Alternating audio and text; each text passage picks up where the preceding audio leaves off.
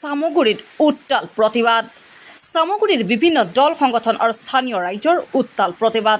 দুটা চৰকাৰী অনুষ্ঠান স্থানান্তৰৰ বিৰুদ্ধে প্ৰতিবাদী কাৰ্যসূচী। ৰাজহ চক্ৰ কাৰ্যালয় আৰক্ষী থানা স্থানান্তৰৰ সিদ্ধান্তৰ বিৰুদ্ধে সাব্যস্ত কৰে প্ৰতিবাদ।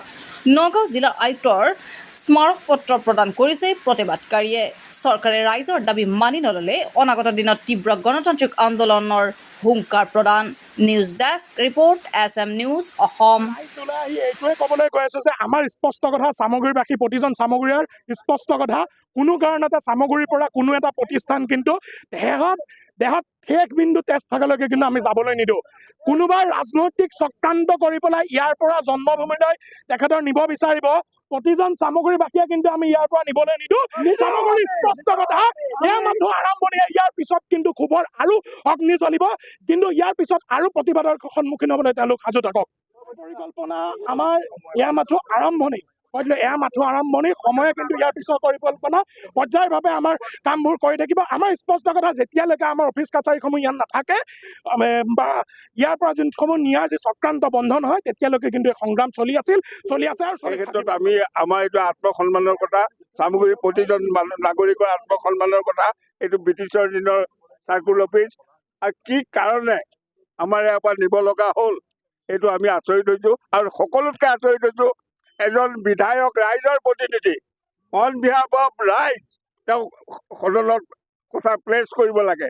সেই বিধায়কজনক আমি এই বিষয়ে অৱগত কৰিছিলোঁ অলপ দিনৰ আগত, এই কথাটো কিমান দূৰ সত্য কিমান দূৰ অসত্য, কিন্তু তেখেতে গা এলেগা দিলে।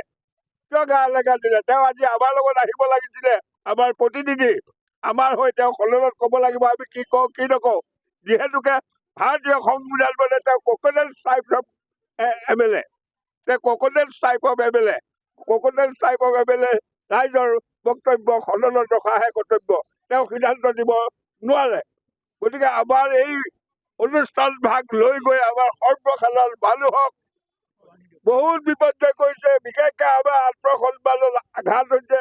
আমি কোনো কাৰণতেই আমি এই অফিচ ভাগ আমি দিব যাব নোৱাৰো। আৰু আজিয়ে আমাৰ আৰম্ভ, দৰকাৰ হ'লে আমি সকলো দলে বলে বাৰ বান্ধি আমি এই অফিচ আমি যাব দিব। আমি এই বিষয়ে তেখেতক আজি অলপ দিনৰ আগত অৱগত কৰা হৈছিল যে এই অফিচবিলাক ইয়াৰ পৰা দিব, আপোনাৰ মতামত কি? তেখেতে আমাক আভুৱা বাঢ়িলে, ৰাইজক ক'লে কোনো কাৰণতে এই অফিচ নাযায়, আপোনালোকে নিশ্চিন্ত থাকক। কিয় আভুৱা বাঢ়িলে? ভোটৰ আশাত ইলেকশ্যনৰ আগত তেখেতে সেই কথা ক'লে, আপোনালোকে নিশ্চিন্ত থাকক, কোনো কাৰণে ইয়াৰ পৰা অফিচ নাযায়। তেখেতে ভোটৰ আশাত আমাক মিছলিড কৰিলে, আমাৰ জনসাধাৰণক।